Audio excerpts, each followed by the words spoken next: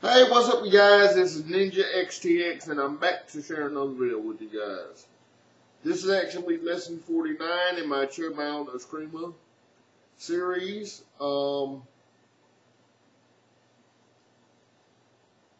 And today marks the beginning of another module in my Escrima training. Today, I actually start teaching you guys a few techniques with the Bowie knife. Now,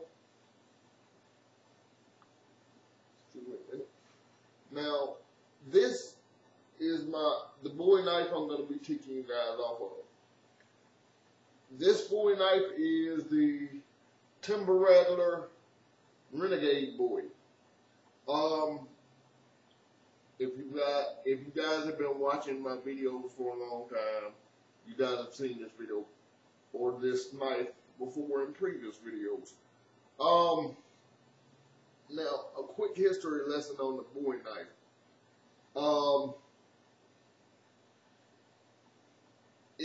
It's named and developed by a very famous American frontiersman, James Bowie. Now, there are some that say that the knife was actually designed by James Black for his brother Resin, but there's no record of that. Now, some also say that the knife may have had chunks of meteorite in it. I'm not sure whether that's just from the movie The Iron Mistress, or whether that is truth. But what we do know is that the legendary frontiersman James Bowie died at the Alamo in 1836.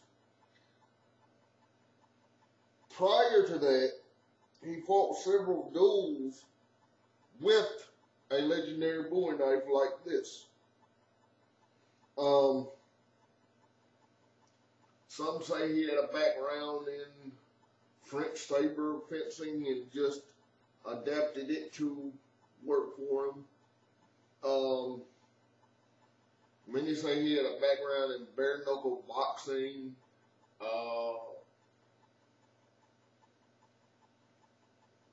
We just don't know.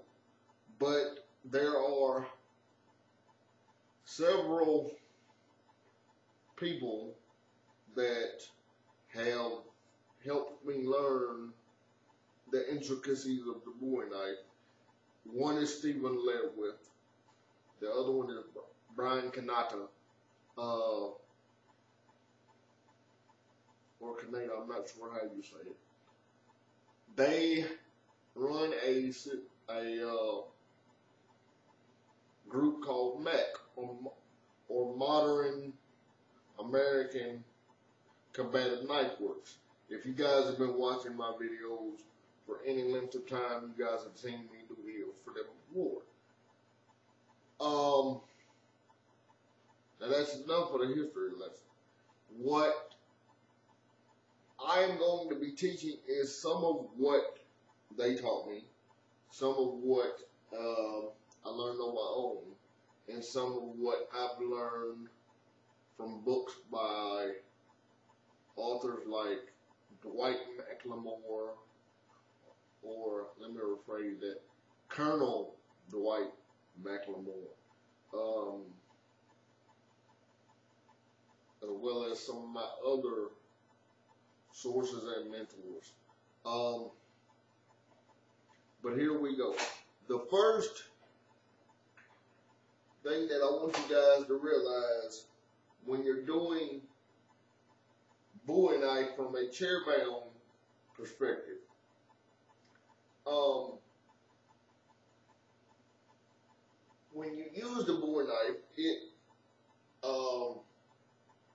extends your reach, so you don't have to expose yourself as you would with a standard size knife, if you will. Okay, so let's say an attacker is coming to, or stabbing at you with a knife. Forgive me for my tongue-tied moment. I've had a weird day, but I'm not going to let that get in the way of my teaching. Okay. So the opponent has come in to stab you. Okay. As he or she comes in to stab, all you do is slash the hand. Now, when you slash his knife hand, you can do it one of two ways.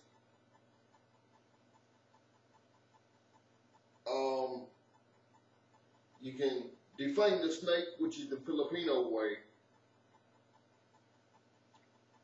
which basically you cut the hand and make it inoperable, basically disabling the hand. Or you can back cut and strip the knife. Okay. Now what I mean by back cut is, if you look it up under French saber fencing, you'll see what I mean. Actually cutting with the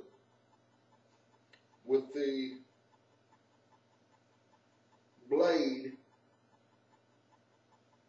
facing up instead of downward facing. It actually faces up. As a matter of fact, in the days of your Bowie, as I'm told, that's how many knife fighters held their knives. But we're going to go with the defanging the snake, and then I will show you guys how to do a modified version of a back cut. Alright, as the person comes in, you may hit with the pommel. As you hit with the pommel, you cut. So, as he or she comes in, hit with the pommel, come down, cut. Okay. Now, how you do the back cut is basically, well, if you want to be technical about it, how you do the back cut is basically an abanico. Let's say you or your attacker comes in to cut you, you block your knife, you block his knife, but you somehow miss and don't cut it. What you do then is just turn your wrist and cut that way. So the back cut is just a way of turning your wrist so the blade is upside down, but you're still able to cut, if that makes sense. If I had one of my trainers here, I'd show you guys so that you could get a proper understanding of it, but unfortunately my trainer was not able to help me today because of Labor Day plans that he had. But again, what we do is, as he or she comes in to cut, we basically do an abanico, and if we miss, we come back around and cut. So he comes in to cut you. You graze him, but you miss the cut. But you come back up and cut. Okay. So once again, he comes in to cut. We hit with the pommel, but somehow we missed the cut. All right. Then we come back around to cut. All right. So here's one more look at it. All right. As here she comes in to stab, we hit with the pommel, but we missed the cut. We just flip our wrist and cut that way. So basically you're cutting with the underside of the knife, if that makes sense to anybody. Like so. Let's say,